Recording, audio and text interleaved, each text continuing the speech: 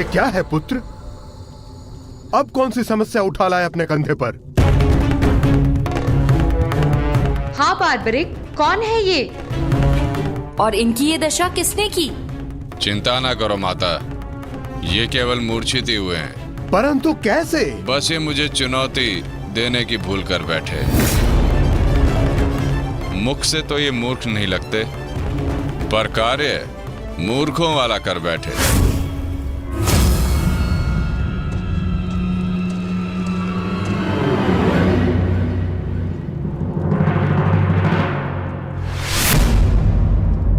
पिताश्री, पिताश्री, पिताश्री, पिताश्री, पिताश्री, मारवी, पानी लेके आओ। क्या हुआ पिताश्री? क्या हुआ? ये क्या अनर्थ कर डाला तुमने? तुम्हें पता भी है ये कौन है? ये पिताश्री है मेरे, तुम्हारे पितामह मध्य पांडव महाबली भीम है ये, जिनका सम्मान करना चाहिए उन पर प्रहार कर उनको अपमानित कर दिया। लज्जा आती है मुझे कि तुम मेरे पुत्र हो। हाँ, जो तुमने किया वो मूर्खता नहीं, पाप है।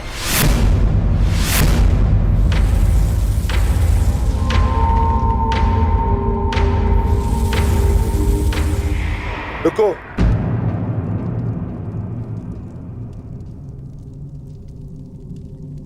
पिताश्री, मैं अपने मूर्ख पुत्र की ओर से क्षमा मांगता हूं। क्या ये मेरा पौत्र है? प्राणिपात पितामह, अपनी उद्दंडता पर मैं लज्जित हूं।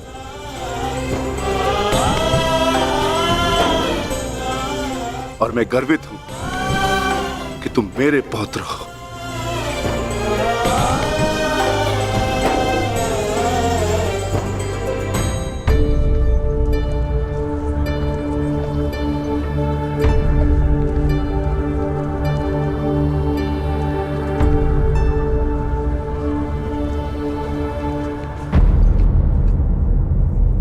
जिस भीम को जरासंध भी परास्त नहीं कर पाया, उसे धूल चटाकर बार्बरिक ने यह सिद्ध कर दिया वो कुशल योद्धा है। मैं बहुत प्रसन्न हूं ये जानकर कि तुम्हारी धमनियों में मेरा रक्त बह रहा है। जीते रहो पुत्र। आज बहुत समय के पश्चात तुमसे द्वंद्व करके मुझे बहुत आनंद आ गया। परंतु पिताश्री, आपके यहां आने का प्रयोजन क्या था? प्रयोजन है पुत्र, और वो प्रयोजन तुम्हें और बार्बरिक को सिद्ध करना होगा। आदेश दीजिए पिताश्री।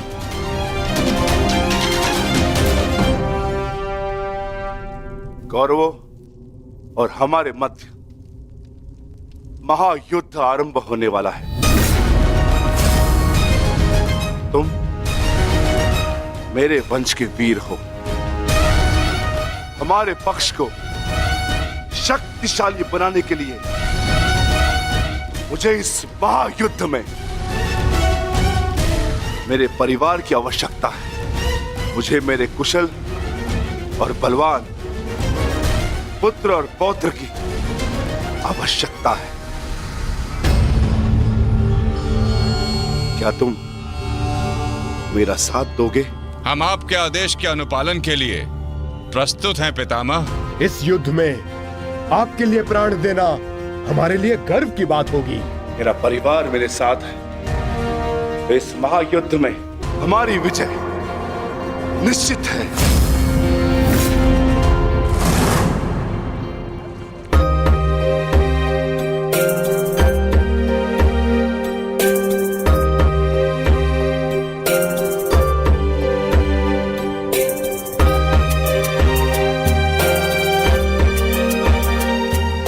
ये लोग तो पहले भी अपने भाग का स्वर्ण ले चुके हैं।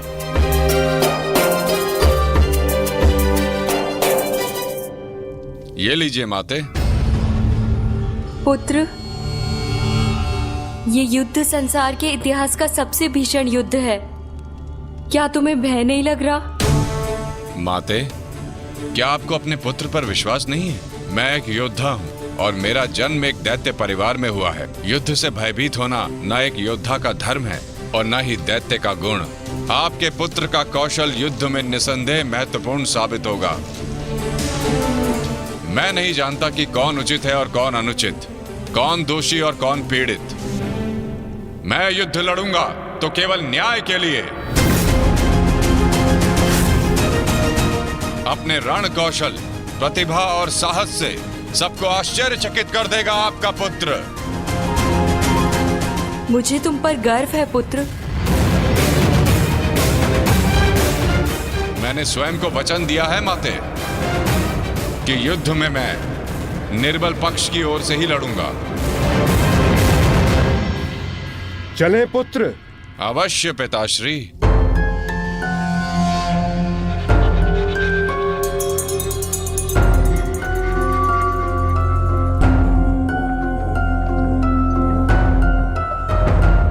रुक जाइए, थोड़ा विश्राम करते हैं। कुछ समय पश्चात पुनः प्रारंभ करें।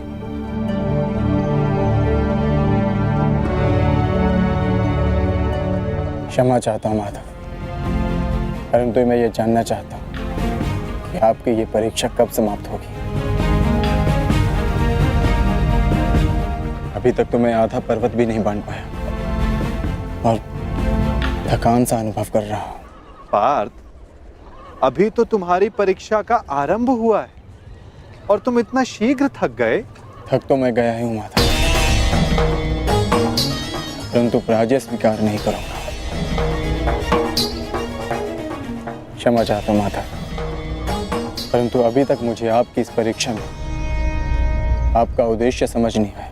ठीक है पार्थ, मैं तुम्हें अपना उद्देश्य बताता हूँ।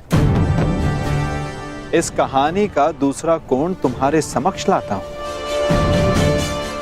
अब तुम्हें स्वर्ण नहीं बांटना है, बस यहाँ खड़े रहकर जो कुछ भी घटित होगा उसका साक्षी बनना है।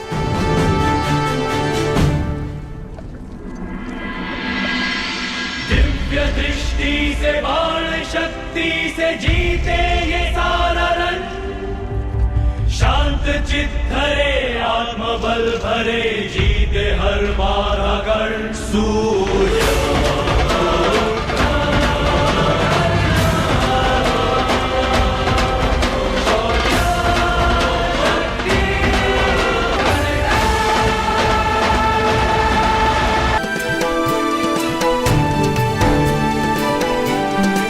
प्रणिपात वासुदेव।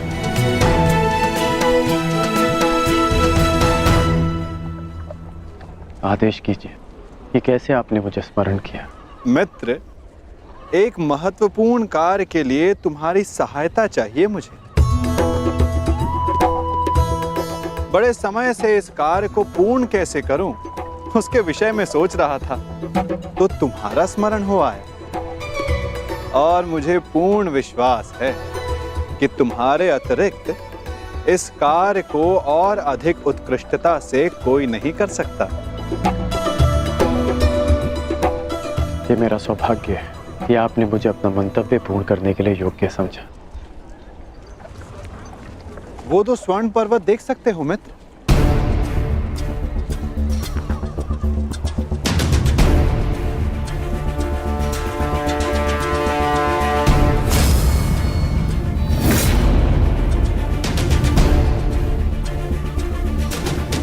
अब इन स्वर्ण पर्वतों पर तुम्हारा अधिकार है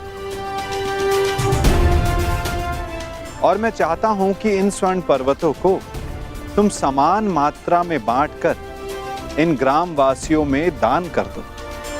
परंतु एक बात का स्मरण रखना मित्र, इन दोनों स्वर्ण पर्वतों का सारा स्वर्ण दान करना होगा। जो आदेश वासुदेव।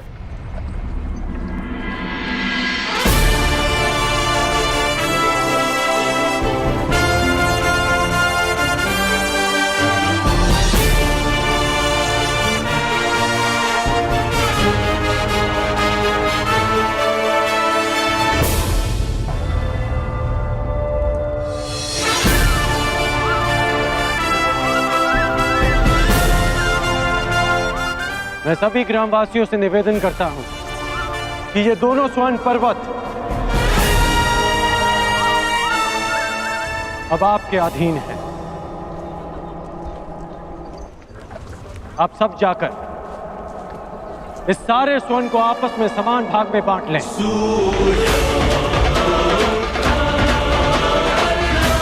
जाइए।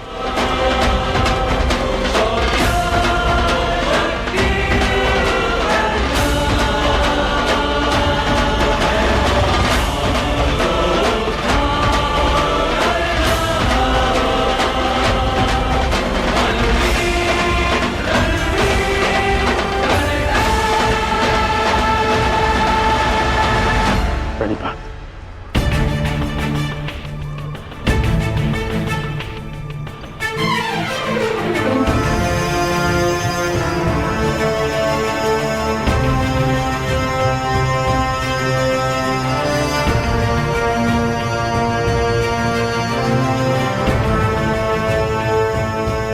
तुम्हें ये स्वर्ण इन ग्रामवासियों में बांटना था, परंतु तुम भी इन ग्रामवासियों की भांति ही स्वर्ण के प्रति आकर्षित हुए।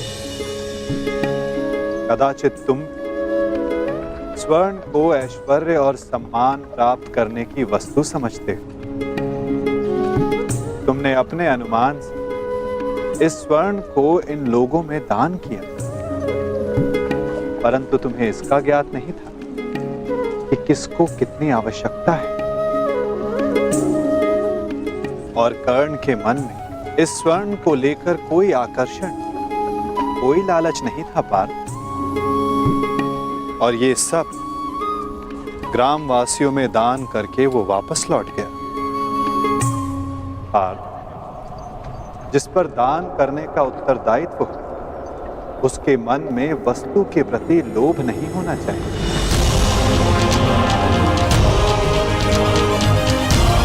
कि तुम्हारा न्याय पूर्वक ये स्वर्ण दान करने के लिए ये लोग तुम्हारी प्रशंसा करें। और कर्ण के मन केवल कर्म करने की इच्छा थी पार्थ, फल पाने की नहीं।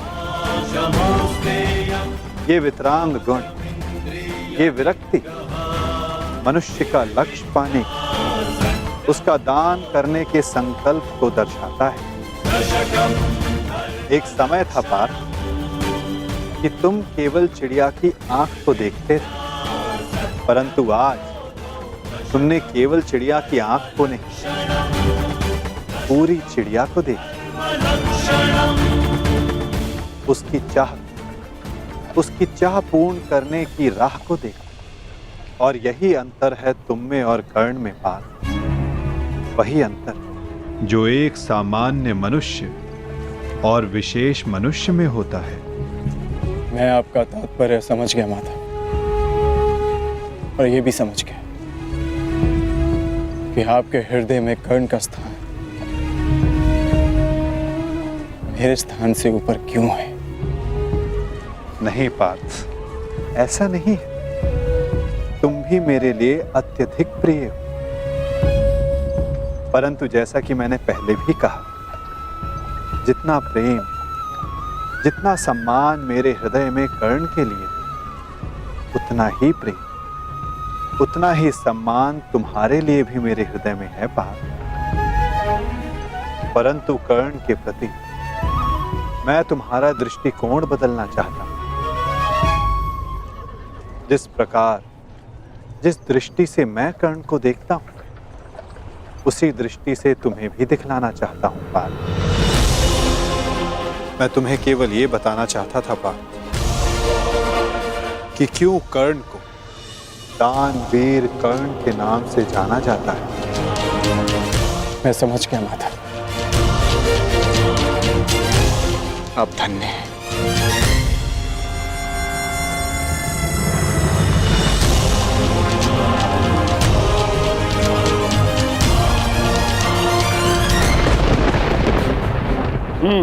बड़ा दानवीर है ये कर्ण वासुदेव। आपकी परीक्षा तो पूर्ण हो गई, अब मेरी बारी। अब मैं बताऊंगा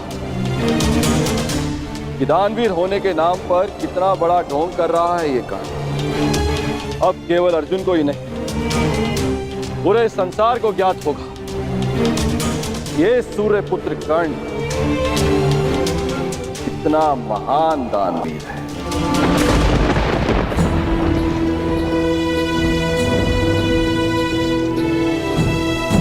मित्र, तुम्हारी परीक्षा अभी पूर्ण नहीं हुई है। तुम्हारी इस दानवीरता की सबसे विकट परीक्षा अभी शेष है मित्र, और उस परीक्षा में सफल होने के लिए तुम्हें बहुत बड़ा मूल्य चुकाना होगा। तुम्हारी उस परीक्षा के समक्ष मेरी ये परीक्षा मानो बालकों का खेल सिद्ध होगी मित्र। सावधान रहना। आप जानते नहीं कि आज मैं कितना प्रसन्न हूं कि आपको मेरी चिंता है, कि मैं आपके मन में बसता हूं। अब मुझे और कुछ नहीं चाहिए। अब यदि मैं अपने प्राणों को भी दान में दे दूं, तब भी सदा मैं धनी रहूंगा।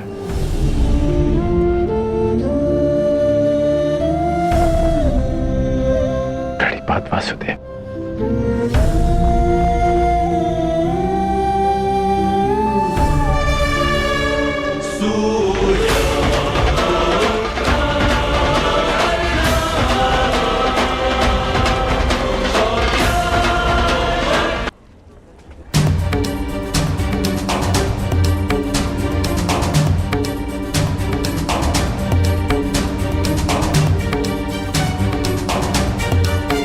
क्या हुआ माधव? कुछ हुआ नहीं पार्थ, परंतु शीघ्र ही होने वाला है। पार्थ, प्रतीत होता है कि तुम्हारे भ्राता विकोदर वापस लौट आए हैं। जाओ, जाकर अपने अग्रज का स्वागत करो। जाओ पार्थ। आप नहीं आएंगे माधव? तुम जाओ पार्थ, मैं कुछ समय पश्चात आता हूं।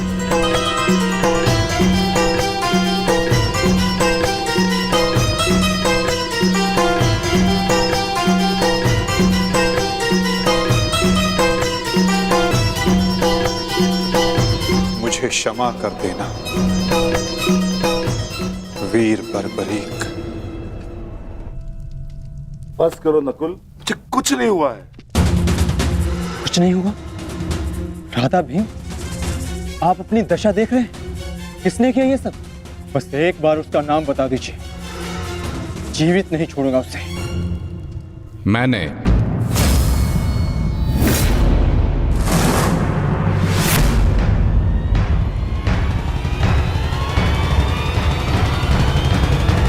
कौन हो तुम दुस्साहसी? आपका पौत्र पितामह।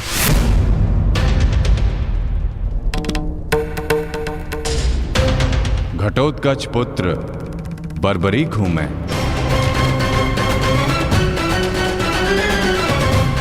इसकी मार से जो चिन्ह मेरे शरीर पर पड़े हैं, इसका अर्थ तुम समझते हो अर्जुन? इसका अर्थ है कौरवों पर हमारी विजय तो निश्चित है अनुज।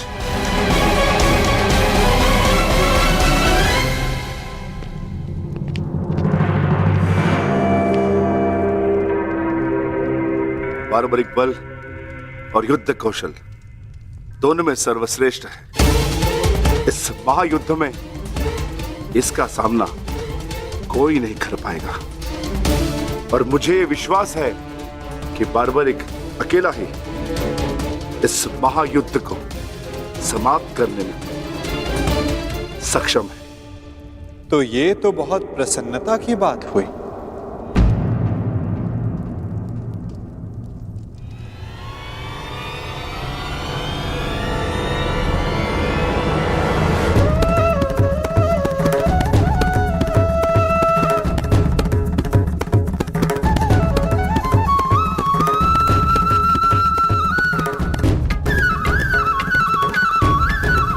वासुदेव,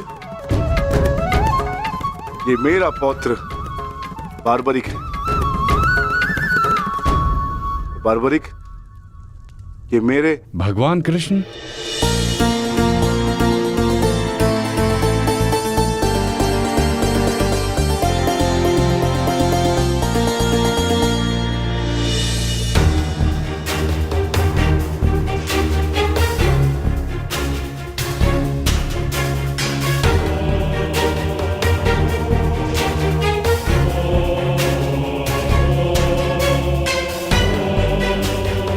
बचपन से आपकी कथाएं सुनकर ही बड़ा हुआ हूं प्रभु। आप मेरे स्वप्न में आते थे। मैंने देखा कि आप ही मेरे मुक्ति मार्गदर्शक हैं।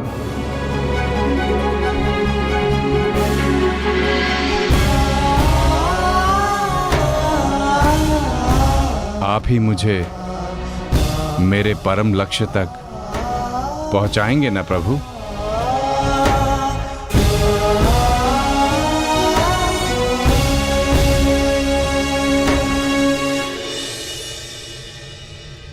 तो तुम्हें लगता है बर्बरिक कि तुम स्वयं ही अकेले इस युद्ध को समाप्त कर सकते हो?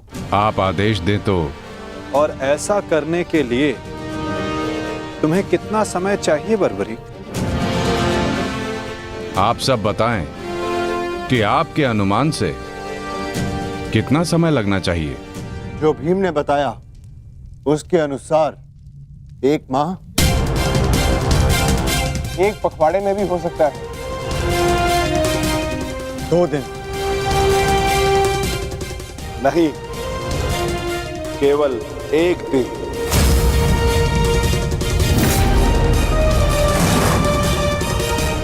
बताओ बार्बरिक, सही उत्तर क्या है? किसी का नहीं काकाश्री।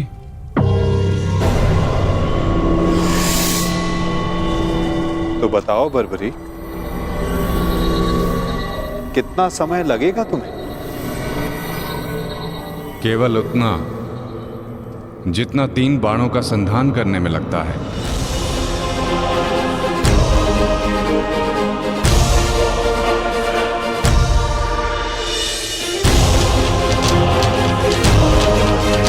इन 3 बाणों की सहायता से मैं इस युद्ध को 3 पल में समाप्त कर सकता हूं।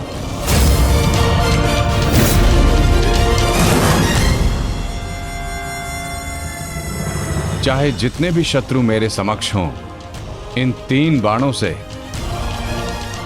मैं सभी का नाश कर सकता हूं।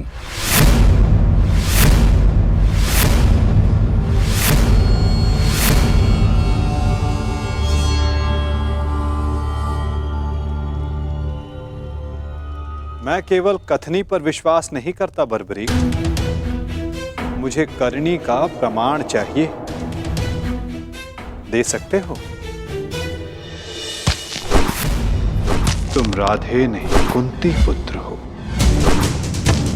स्वयं सूर्य नारायण के अंश हो तुमका। जब तुम्हारा जन्म हुआ मैं अविवाहित थी पुत्र, क्या करती मैं? मुझे तुम्हें त्यागना पड़ा। क्रोध, अशांति, पीड़ा ध्यान केंद्र में सबसे बड़ी बाधा है।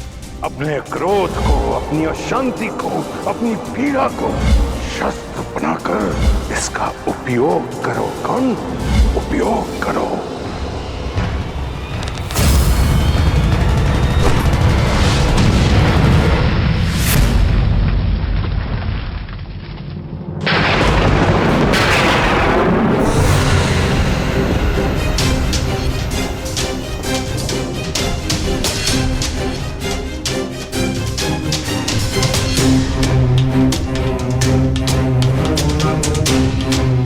मैं इंद्र हूं, देवराज इंद्र। सूर्य को भी अपने नियंत्रण में कर सकता। तो तुम क्या हो? जितना भी अभ्यास करना है कर लो। का धनुष से बाण चला लो। हाल के बिना योद्धा को मरना ही होता है।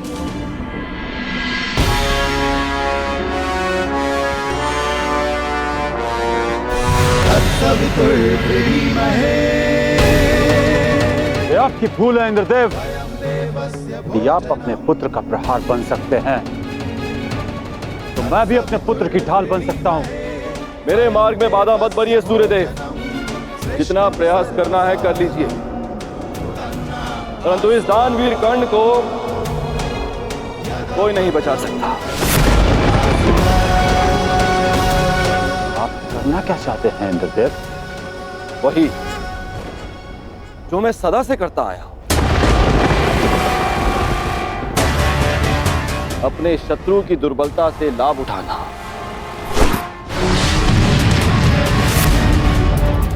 मैंने सुना है कि सूर्य उदय के समय यदि कर्ण से कोई दान मांगे तो वो अस्वीकार नहीं करता, मांगने वाले को निराश नहीं करता, दान अवश्य देता है। अर्थात कर्ण की दुर्बलता उसकी दान वीरता है और उसकी शक्ति वो कवच और कुंडल, तो जन्म से ही उसके लिए आपका आशीर्वाद है। जब एक ब्राह्मण दान में उससे वो कवच कुंडल मांगने जाएगा तो इस संसार को पता चलेगा कितना महान है ये सूर्य पुत्र कर्ण। यदि दान दिया तो मेरे पुत्र अर्जुन के हाथों अपने प्राण खोएगा, और यदि नहीं दिया तो मेरे हाथों सम्मान। सूर्यदेव, इन दोनों ही परिस्थितियों में विजय तो देवराज इंद्र की ही होनी है। यह धर्म है इंद्रदेव। कवच और कुंडल कर्ण को उसके पिता का दिया हुआ उपहार है। यदि आपका पुत्र मेरे पुत्र को पराजित करने में असमर्थ है तो इस भांति आप एक बहुत ही नीच कार्य करेंगे। यह अनुचित है। इसमें अनुचित क्या है सूर्यदेव? आपने अपने पुत्र कर्ण की रक्षा के लिए उसे कुंडल और कवच दिए, मैं अपने पुत्र अर्जुन की रक्षा के लिए वो कुंडल और कवच छीन लेना चाहता हूं। मैं ऐसा कदापि होने नहीं दूंगा। वो तो आपकी क्षमता पर निर्भर करता है सूर्यदेव। आप जो करना चाहते हैं आप करने के लिए स्वतंत्र हैं, परंतु कल या तो आपका मान रहेगा या आपके पुत्र को आपका दिया हुआ उपहार। मेरा पुत्र है वो सूर्य पुत्र कर्ण। शीघ्र ही आपको अपनी भूल की अनुभूति हो जाएगी। कल प्रातः संसार पर सूर्य का प्रकाश पड़े या ना पड़े, परंतु ज्ञान का प्रकाश आपकी बुद्धि पर अवश्य पड़ेगा।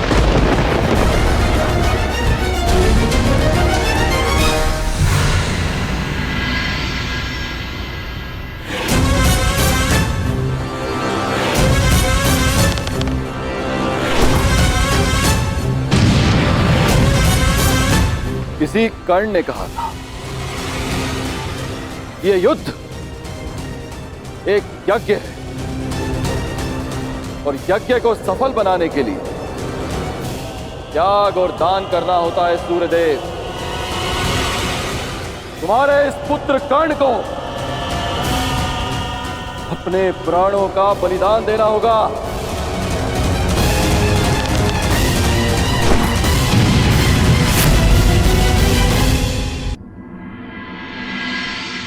मुझे ये बाण मेरी आराध्य देवी ने दिए हैं प्रभु।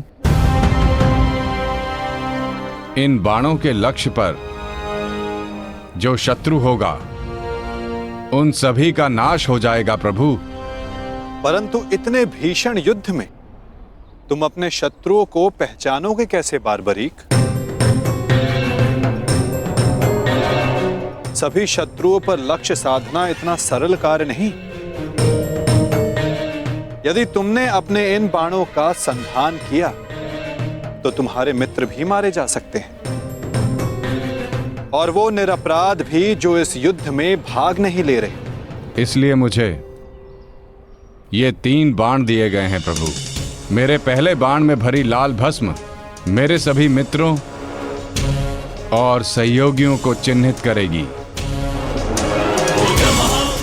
मेरा दूसरा बाण उन सभी को चिन्हित करेगा जो इस युद्ध में भाग नहीं ले रहे या निष्पक्ष हैं।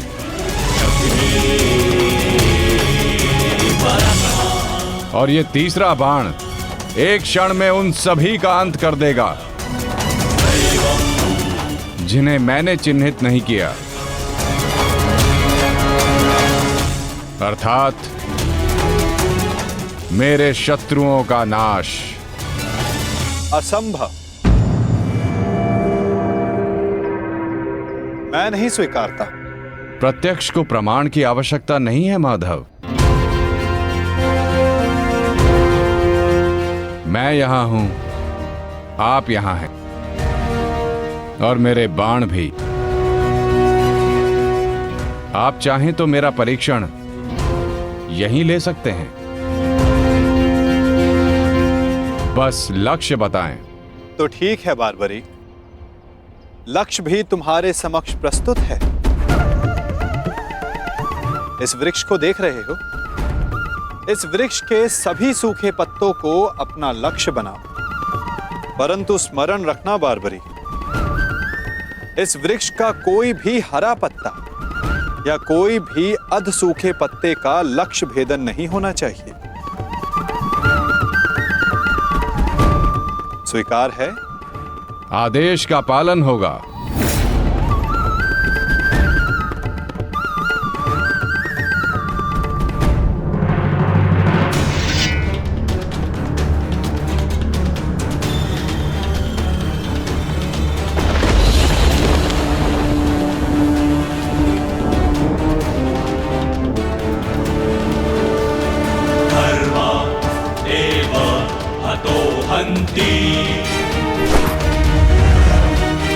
धर्मो रक्षति रक्षितः। तस्मात् धर्मो न हन्यो। मानो धर्मो हतो वधि। धर्म एव हतो हन्ति। धर्मो रक्षति रक्षितः।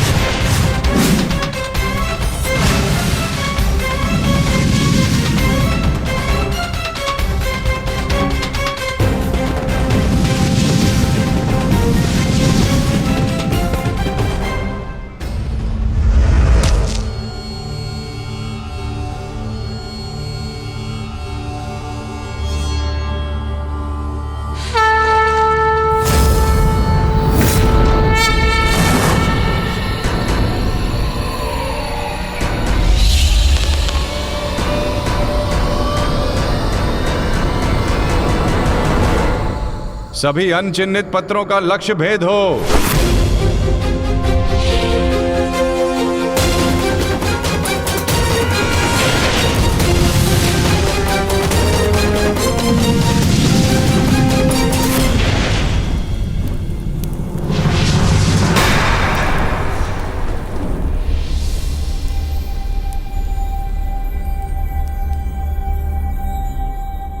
प्रतीत होता है कि कोई सूखा पत्ता शेष रह गया है बारबरीक।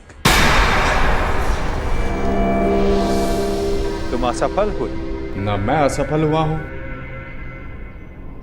और न मेरा तीर कोई लक्ष्य छोड़ेगा।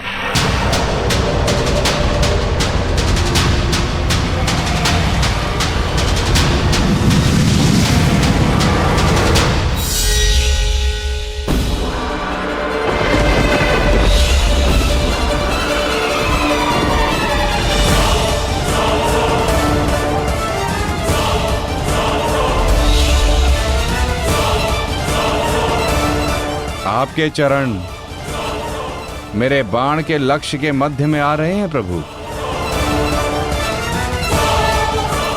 आपसे निवेदन है कि आप अपने चरण हटाइए प्रभु, अन्यथा ये आपके चरण को भेद देगा। तो क्या ये बाण अपना लक्ष्य भेदने के लिए मेरे पांव पर आघात कर सकता है? जी प्रभु, शीघ्र अपने चरण हटाइए।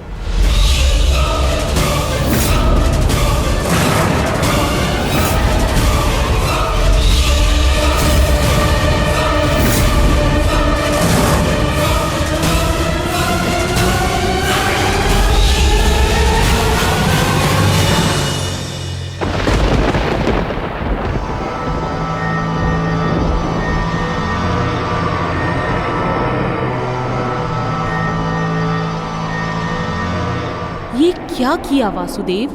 मेरा वरदान था कि ये बाण कभी लक्ष्य चूकेंगे नहीं।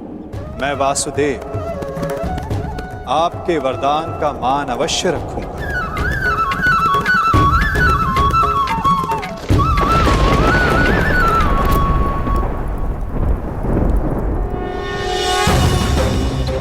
देवी, आपका ये बाण मेरा चरण भेद नहीं पाया, परंतु अब से मेरे शरीर का ये भाग सबसे दुर्बल होगा।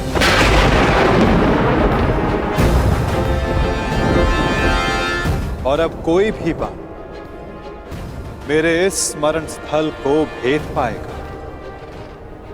ये मेरा वचन है देवी, और यही मेरे इस देह को त्यागने का कारण बनेगा।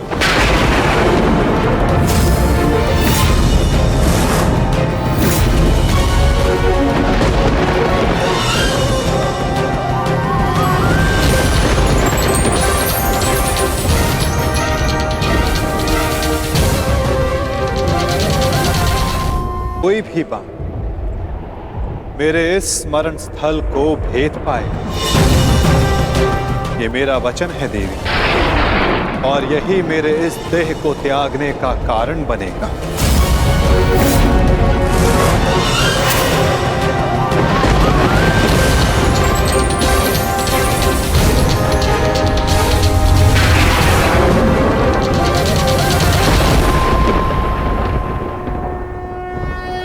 परंतु क्यों माता, आपने उस पत्ते पर पांव क्यों रखा? ऐसी क्या आवश्यकता थी आपको? मैंने जो किया उसकी आवश्यकता थी पार्थ, और अब जो मैं करने जा रहा हूं उसकी भी आवश्यकता है। परंतु मैं ऐसा करना नहीं चाहता था पार्थ। ये सत्य है कि बार्बरीक के ये 3 बाण अमोघ हैं। ये हमारे लिए शुभ समाचार है ना माधव? हाँ, परंतु धर्म के लिए ये सबसे अशुभ समाचार है विकोदर।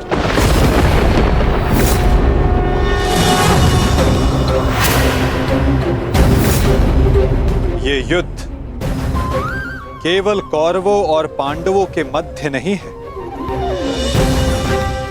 ये युद्ध धर्म और अधर्म के मध्य है। ये युद्ध पाप और प्रतिज्ञा के मध्य है। ये युद्ध श्राप और श्रापितों के मध्य है। और अब ये 3 बाण और इन बाणों का धारक बार्बरीक हमारे लिए सबसे बड़ी समस्या बन चुका है।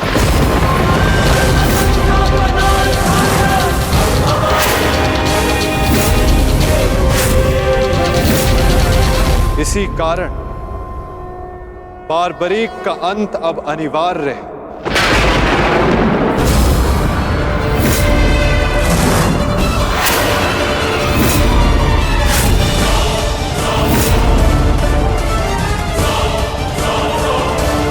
इसका वध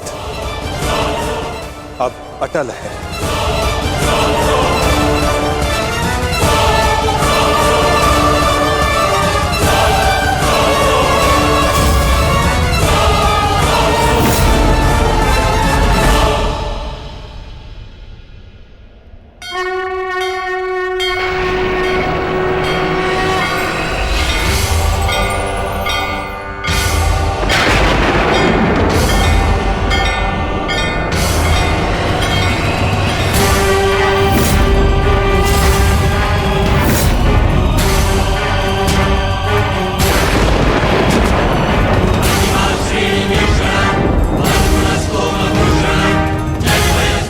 नहीं,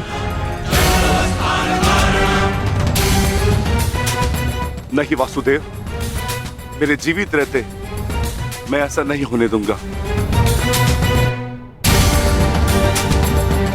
सुदर्शन चक्र को बारबरी तक पहुंचने से पहले मेरे मस्तक से होकर जाना होगा। यही नियति है भीम, और तुम ये भली भांति जानते हो। बर्बरीक का अंत अब अनिवार्य है, अन्यथा युद्ध में सबका विनाश निश्चित है। मेरे पास अब और कोई विकल्प शेष नहीं।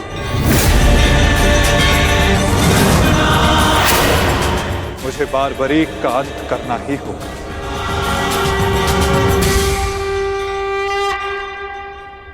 किंतु माता, इसका कोई समाधान तो निकल ही सकता है ना। हम बारबरीक को युद्ध से दूर भी तो रख सकते हैं। तो फिर इसका अंत अनिवार्य क्यों?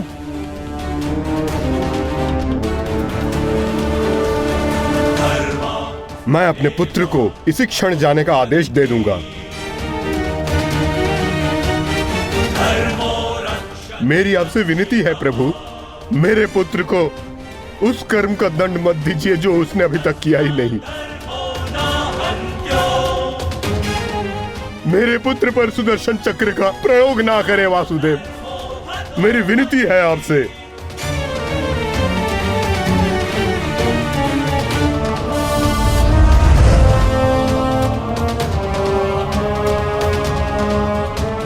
धर्मदेव हतो हन्ति,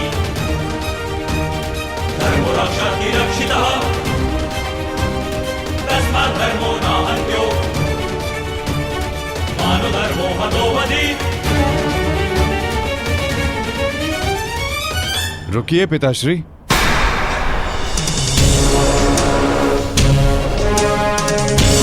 मैं यहां खाली हाथ लौटने नहीं आया था पिताश्री, मुझे इस युद्ध में भाग लेना ही है। मौन रहो तुम्हें अनुमान भी है तुम क्या बोल रहे हो? कदाचित मैं दृष्टा कर रहा हूं पिताश्री, परंतु मैं एक योद्धा भी हूं, और एक सच्चा योद्धा युद्ध भूमि से विजय प्राप्त करके लौटता है या वीर गति पाकर।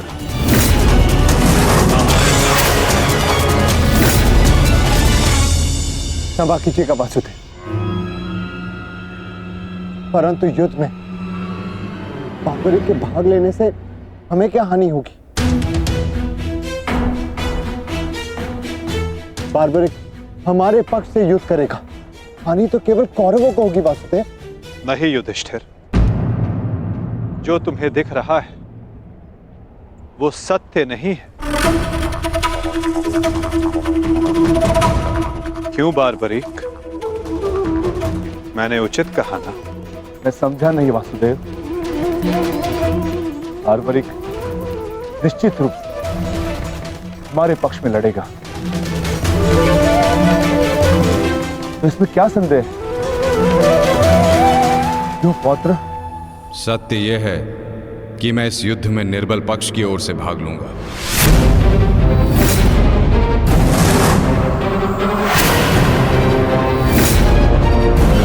माता के समक्ष स्वयं को वचन दिया है मैंने। परंतु समस्या क्या है वासुदेव? ये तो स्पष्ट है कि हम पांडवों के पास 7 अक्षणीय सेना है और कौरव के पक्ष में 11 अक्षणीय सेना। कौरव के पक्ष में पितामह भीष्म और गुरु द्रोणाचार्य भी है। शक्ति गणना के अनुसार कौरव का पलड़ा हमसे अधिक भारी है, इसलिए बारबरीक हमारे ही पक्ष में युद्ध लड़ेगा। विनाश तो होगा प्रभु, परंतु केवल कौरवों का। मैं आपको वचन देता हूं, मेरे परिवार को हानि पहुंचने से पूर्व मैं अपना शीर्ष आपके चरणों में रख दूंगा। तुम सत्य नहीं देख पा रहे हो वीर।